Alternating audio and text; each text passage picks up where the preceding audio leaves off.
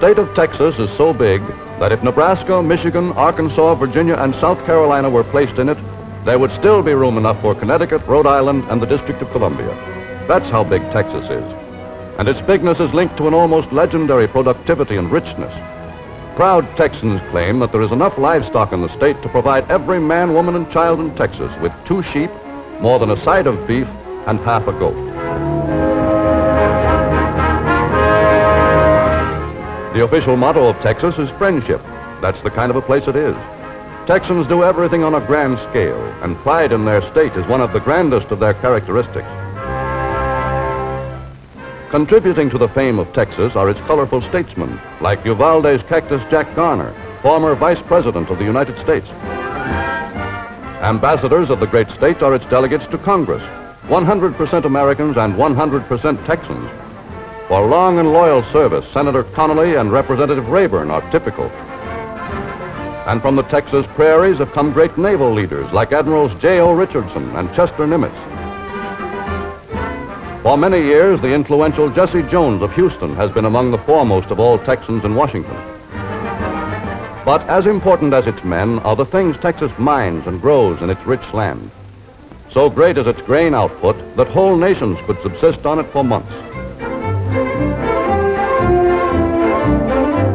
Out of Texas' 254 counties, 223 produce the most valuable crop grown in a political subdivision in the world.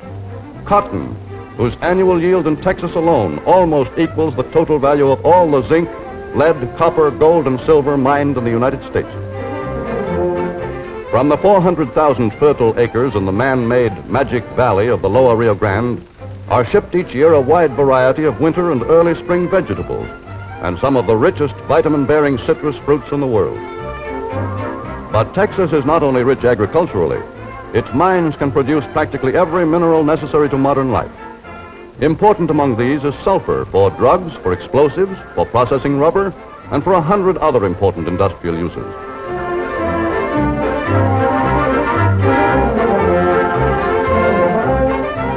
Equally useful is carbon, one of the prime ingredients in the manufacture of steel, for ships and skyscrapers, for trucks and automobiles.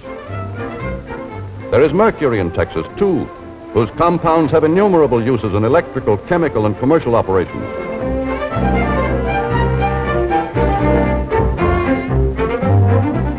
In Texas is almost all the world's helium, a lighter-than-air and non-inflammable gas for dirigibles and observation balloons. Stored beneath the surface of Texas are mammoth deposits of petroleum, the all-essential mineral for which wars are fought, by which millions of motor vehicles are moved, and without which the United States' great fleets of ships and airplanes would be helpless.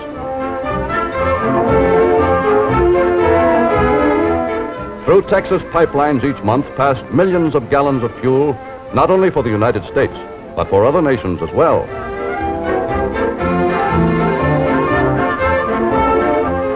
Texas oil fields produce as much crude petroleum as Russia, Romania, Iran, and Venezuela combined.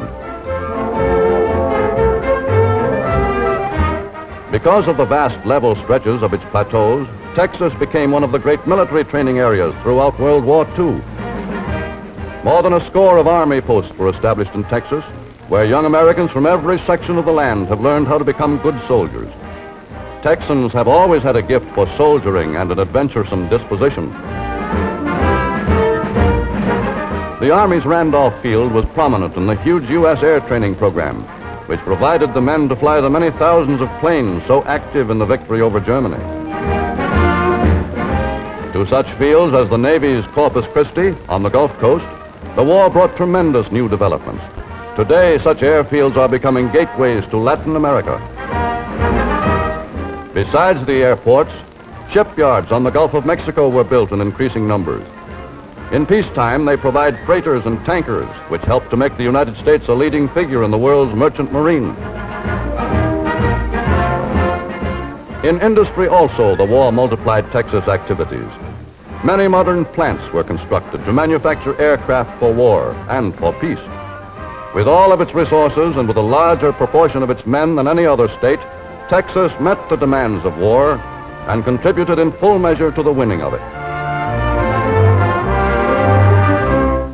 Proud of its history, Texas teaches the young people all the native traditions, what the land bears and what manner of creatures dwell on it.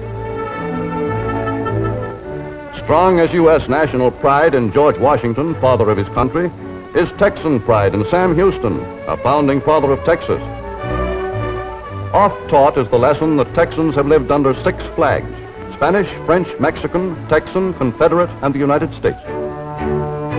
The first flag to fly over Texas was the Spanish, followed by the French, planted by La Salle in 1685. After his murder 2 years later, the Spanish assumed control again.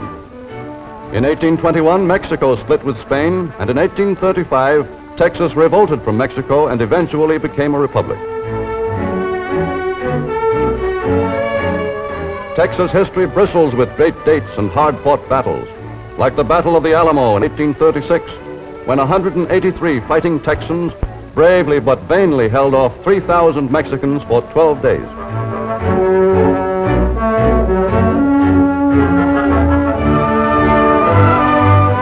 On April 21st, 1836, in the Battle of San Jacinto, General Sam Houston successfully beat off the whole Mexican army. He lost only 2 men doing it. And in 1845, Texas became the 28th state to join the Union. But Texans still remember that they once had their own president and their own Declaration of Independence.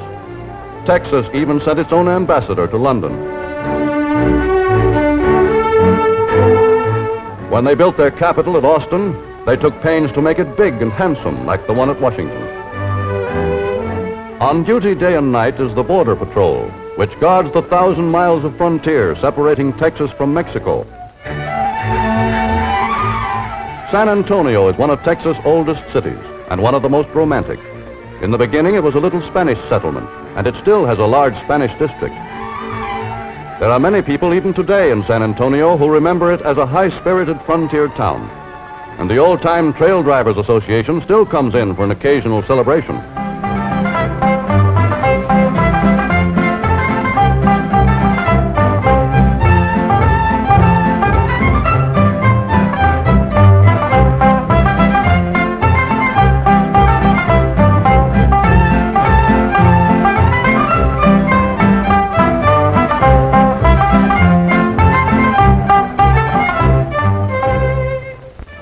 Houston is the up-and-coming city and a busy seaport, proud of her skyscrapers, built with money from rich oil fields, fertile cotton plantations, and vast cattle ranges.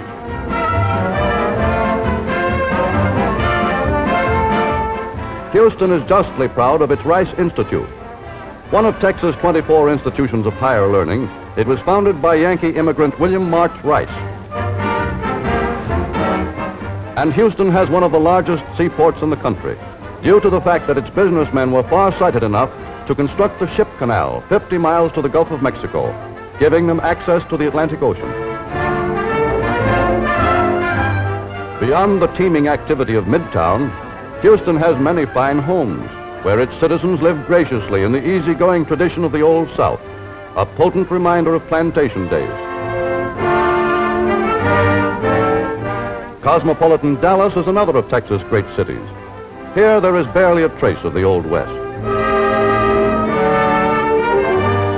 Cotton money built Dallas, and then oil. Since that, its almost unending prosperity has been Dallas' pride, along with the fact that its people are shrewd traders and great travelers in the closest touch with the rest of the world. Dallas has one of the finest art museums in the Southwest, housing a collection of old masters.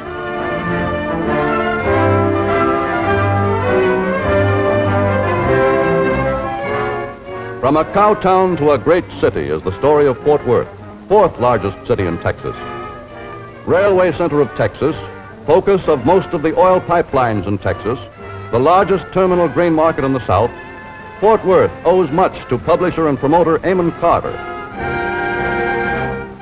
Throughout Texas, strangers find the exuberant goodwill, traditional frontier hospitality and friendship, which for many typifies this huge and famous southwestern state. On you, all live long day. The eyes of Texas are upon you. You cannot get away.